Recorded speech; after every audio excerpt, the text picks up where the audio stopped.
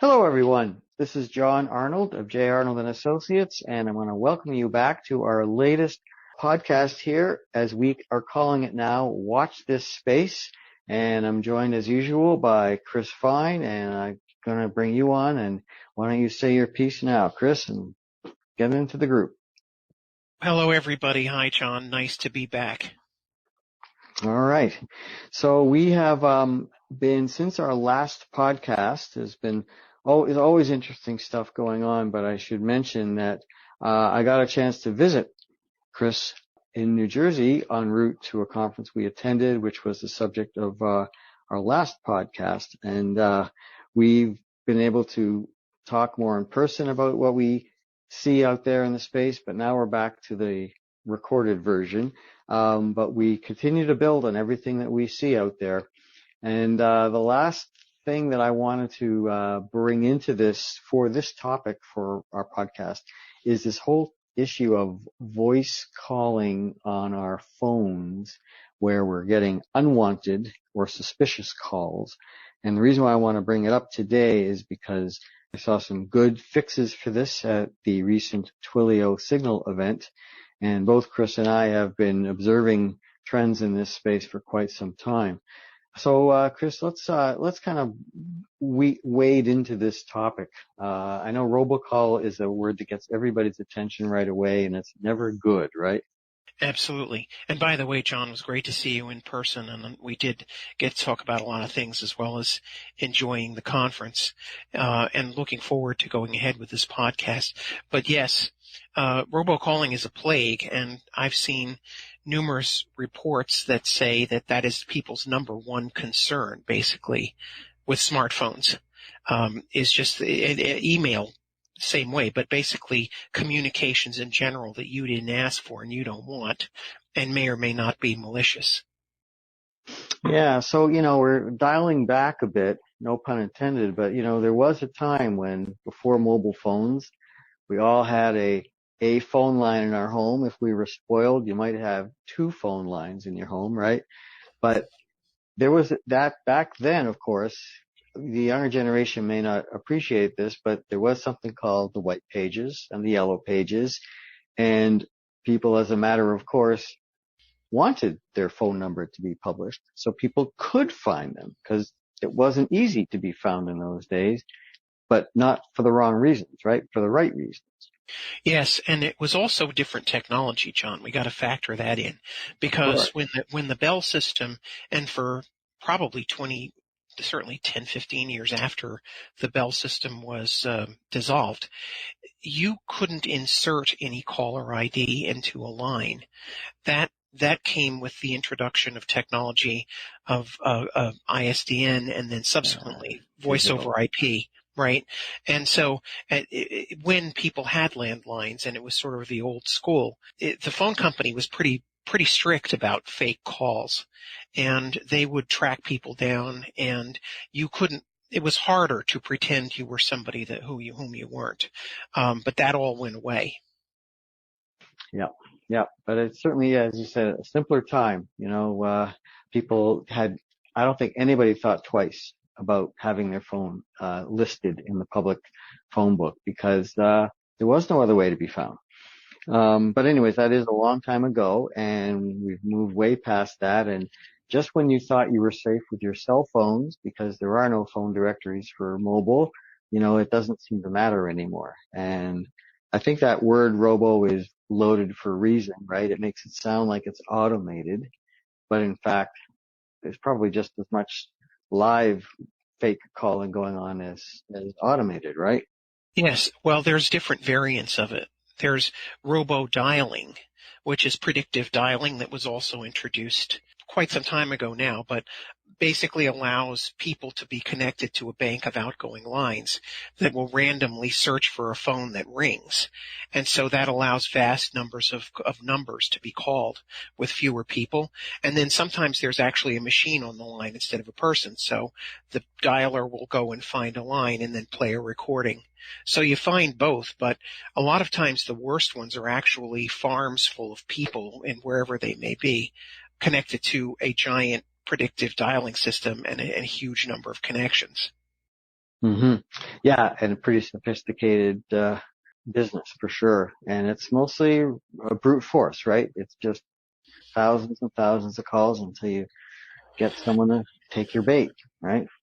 Right. So the industrialization and the scaling of the ability to dial and use a pool of outbound agents was sort of the first stage of this. But then the second stage was the ability to impersonate, and also in the original type of cell phone, if I recall correctly, and I could be wrong, but there actually was a little bit of a regulation around publication of cell phone numbers and junk calls on cell phones that weren't quite the same as they were on landlines, because the landlines was all legacy stuff.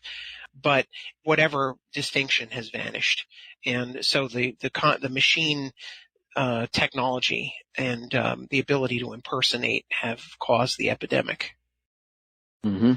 Yeah, and that's a good word for it, right? Epidemic. One of the reasons I wanted to touch on this topic, two articles in mainstream media came my way in the last week or so. One from the Washington Post, which talks about a scam run for Social Security, where seniors are being targeted and called, saying it's the government, and your benefits are being suspended, and to reactivate it, you've got to basically they talk about how you've got to buy gift cards to stores like Target, and you'll get your money back once you do all this. It's all these variations, like on the Nigerian prince and all these things. But this one is very malicious because seniors depend on that Social Security check, and now they're being scared into saying you're not going to get it until you play our game, and eventually people fall for these things, and it's just it brings out the worst in our society, I suppose, all levels.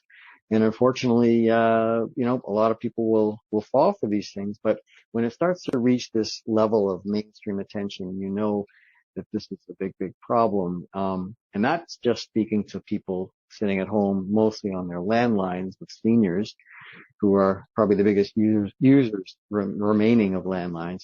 But the other article, Chris, was a New York Times article talking more about what happens when you give out your mobile number. And when you put it in the wrong hands, in this case, intentionally, just to show how easy it is to hack your personal identity just based on your mobile number, because it's linked to so many other things in your digital identity for your wireless services, then that just pulls the curtain a lot further back on how vulnerable people can be when they really put everything in their lives, that it's connected somehow to their phone, and that 10-digit number is the gateway to all this stuff, right? Yes, and it's not that robust of any kind of credential, to your point, right? Mm-hmm. It, Exactly. it really isn't. It's pretty easy to find, and in theory, the knowledge of that should never be enough to get some, a bad person access to what, in fact, it often does get them access to. But that's a failure of systems all around. Yeah, for sure. For sure. And so just as, you get benefit, I mean, people don't give out their information for no reason, right? But for the most part, they're getting other benefits in return. When you use your phone to get an Uber, right? The geolocation on the mobile allows the car to find you no problem, and you can map everything. So there's definitely benefits to the technology. And unfortunately, the bad comes with the good, and, very difficult problem to address, right? Right. Well, I think we're also taking another turn in all of this, which is going to make it even more important to be addressed. The whole idea of privacy and data is that for a long time, I've always believed that you couldn't safely assume that anything was private in the digital domain. And the only protection you had was that there was such a gigantic sea of data, was that there was some plausible, slim hope that unless you were targeted, specifically, you might be okay. But what's happened with the introduction of AI into the processing of data and big data techniques that have been developed over the past decade or so is that you're not really anonymous anymore. You're not, you're not hoping that you're sort of the one guppy in a gigantic school of guppy in the sea, and maybe the shark isn't going to see you, because now the shark can find you based on any one of umpteen criteria of you, the particular guppy. And that has really brought up more of a dialogue about privacy.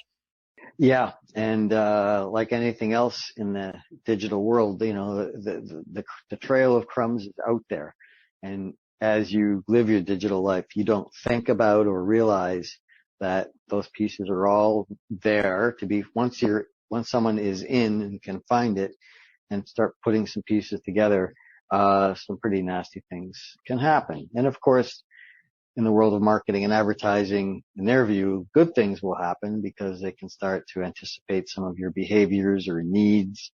And sometimes that can be a good thing because you can often discover things or find things or come across things you didn't expect to or think you needed.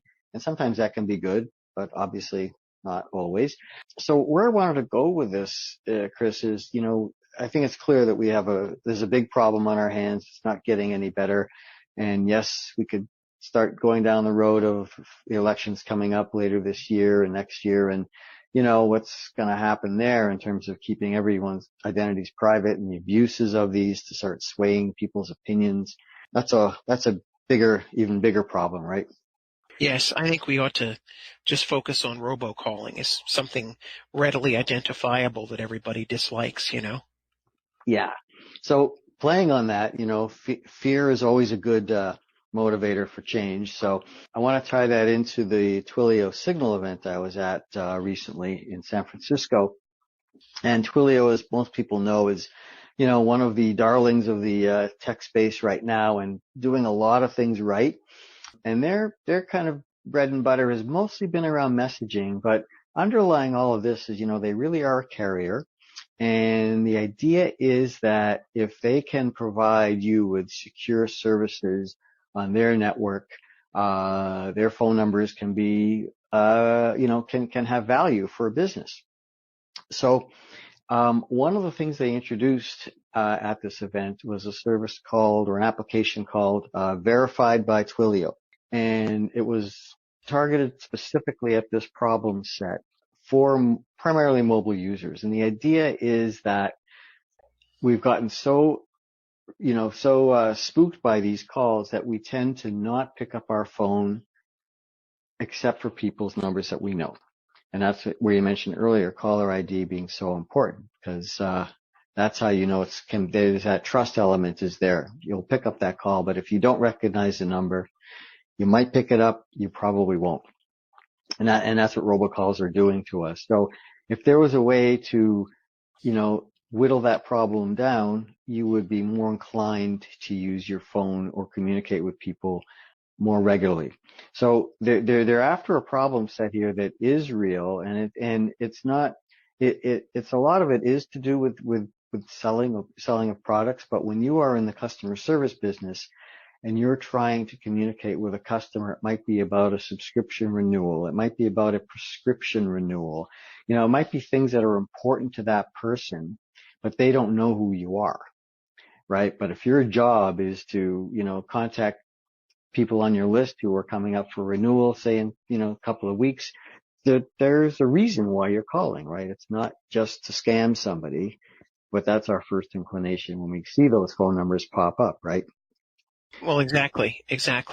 And there's also kind of a reverse problem in that, because the caller ID system is in the state it's in, you can get a call that's actually a meaningful call that has a crazy name on it. So, for example, I got a call from the doctor not too long ago, nothing urgent, of course, but, just a checkup or whatever, and it said robocaller.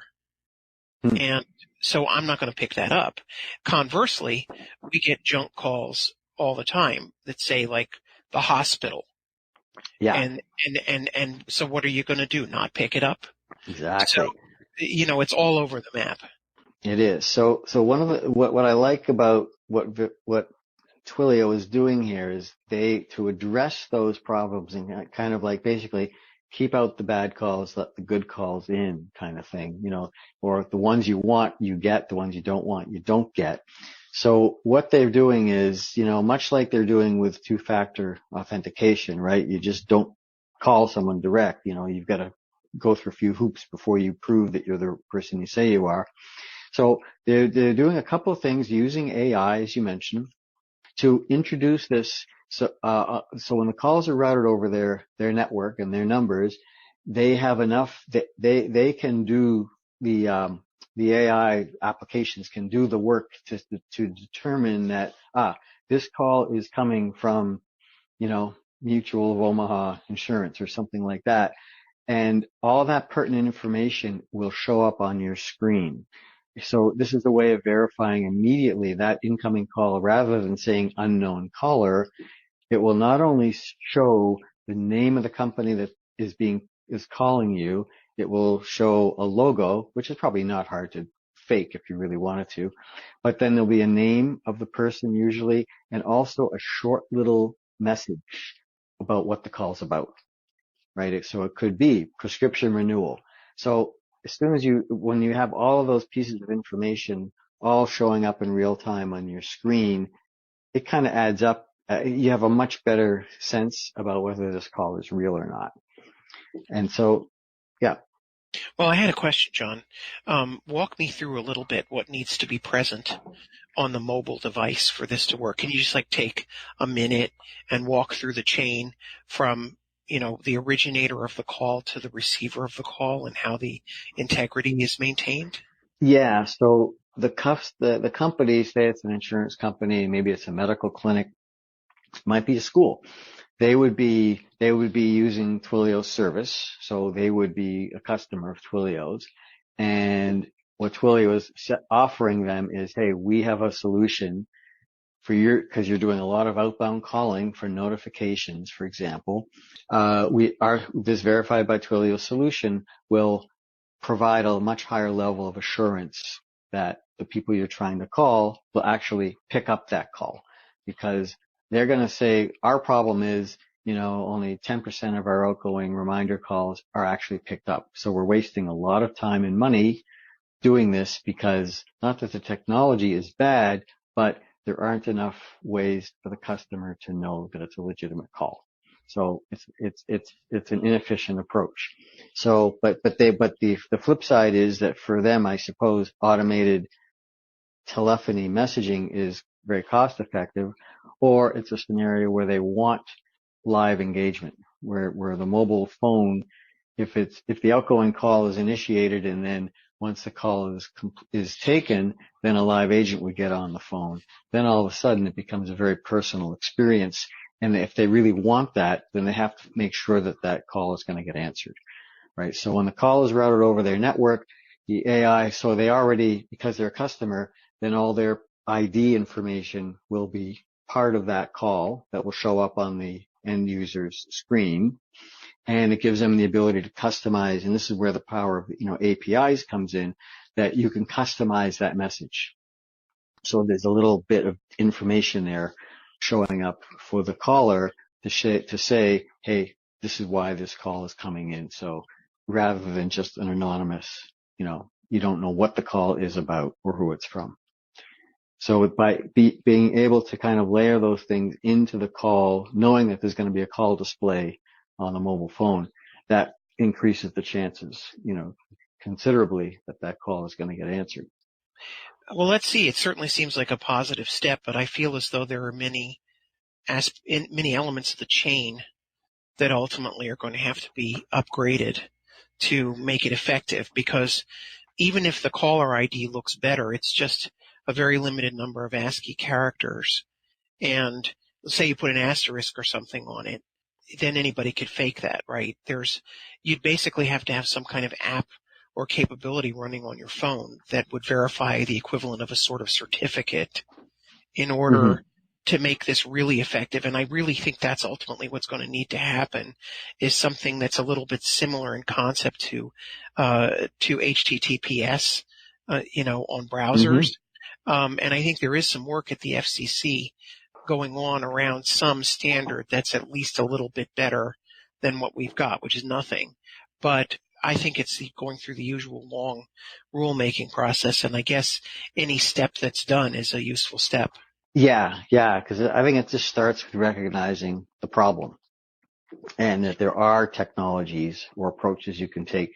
You can't get rid of it, but just to ensure the likelihood of a call being answered that has a legitimate purpose. Yeah, but I think it's going to take, especially Apple. I've been through a bit of this discussion with the carrier that I use, large carrier, not to be named, because I really get pretty activist about this, and I have their so-called filtering application. And I guess it's okay, but it's not, it can only do a certain amount because of essentially what I interpret to be certain limitations of Apple's API to tap into phone calls. And so until everybody gets on board with this, I do think it's going to be a challenge, but it's going to be one step at a time. Totally agree. It's certainly the carriers have their reasons, the phone vendors have their reasons to to show or not show information like that. And as you say, this came out at, I think, Ribbon's conference a few months ago. There was a talk about stir shaken, one of these protocols to kind of, also manage this technology wise. And it's basically, if the fines are high enough and it can be enforced, that's a pretty good deterrent to rooting a lot of this stuff out, but it's not enough. I mean, policy will only go so far to fix the problem. I mean, I think the technologies, especially the AI stuff, have a big role to play. Well, I guess let's see what happens. It's certainly something that I think there's a bit of a groundswell out there to address. The customers are really unhappy with it.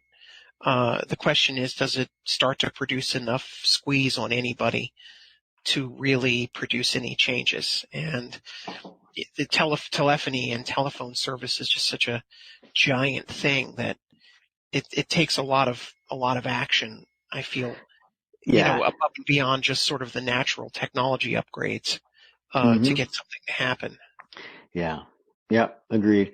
So, that's all the reality of it for sure. And what I really wanted to get here is kind of the takeaway for, in the collaboration space and certainly the contact center space is the robocall, problem is killing the value of voice as a channel, and contact centers are still very telephony centric in terms of how they do their work when engaging with customers. So I think the message here is that, at least players like Twilio are very conscious that this is a big problem and it's kind of bad for business if you rely on voice.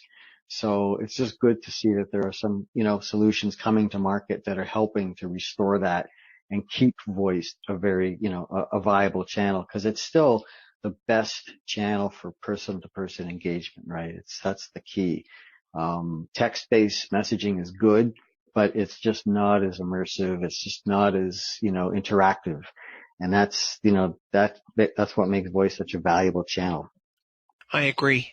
And I do think that it's very good to see some action being taken, but I also think it's going to be pretty important for all of the participants in the industry to do it, because you still have a certain number of people, to your point about seniors, who came from an era where you had to be less on guard when you picked up the phone.